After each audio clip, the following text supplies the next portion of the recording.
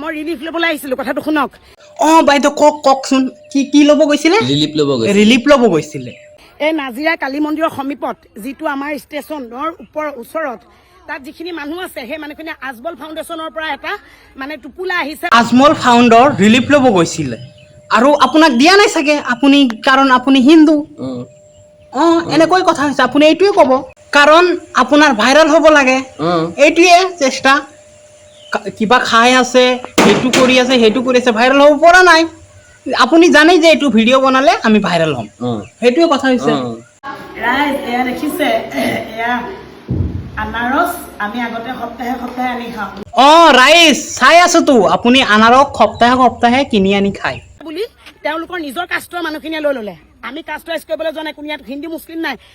এতিয়া গম পাইছো বানপানী যিহেতু আহিছে, তো এতিয়া সময়ত হিন্দু মুছলিম নাই, কিন্তু আপোনালোকৰ নিচিনা কিছুমান মানুহ ভাইৰেল হ'বৰ কাৰণত হিন্দু মুছলিম কৰি আছে এনেকুৱাখিনি সময়ত। কিন্তু তেওঁলোকৰ এই কালী মন্দিৰৰ মুখৰ যিখিনি মানুহ দোকান বজাৰ আছে, যিখিনি মানুহ যিখিনি অবৈধভাৱে বহি আছে, সেই মানুহখিনিয়ে আমাৰ মানুহখিনিক অত্যাচাৰ কৰি পঠিয়াই দিছে আজমল ফাউণ্ডেশ্যন।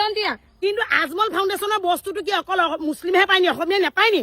এটা কথা মই ক'ব বিচাৰো যে আজমল ডাঙৰীয়া 2 কোটি টকা যে দান কৰিছে, 2 কোটি টকাৰ ভিতৰত 80-90% হিন্দু মানুহে পাইছে। ৰিলিফ যিয়ে হওক, যিয়ে সহায় কৰিছে 80% পাইছে, আৰু আপুনি কৈ আছে যে আমি পোৱা নাই।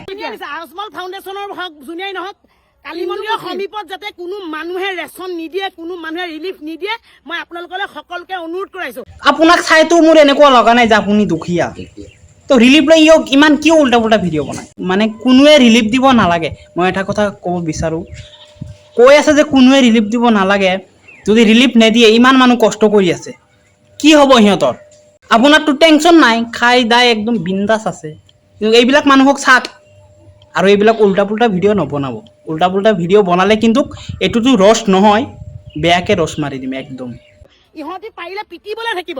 এতিয়া মোৰ ছোৱালী দুজনী আৰু মোক প্ৰাণৰ শংকাত মই ভয়ত পলাই আহিছো, মোক মাৰিবলৈ ধৰিছে।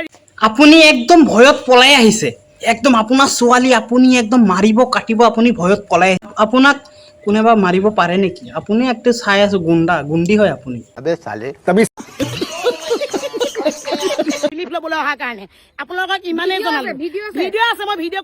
এইটো ভিডিঅ' আছে, আপোনালোকে কৈ আছে ভিডিঅ' আছে যদি ভিডিঅ' দেখাক ন, ভিডিঅ' আছে যদি ভিডিঅ' আপোনালোকে দেখাক।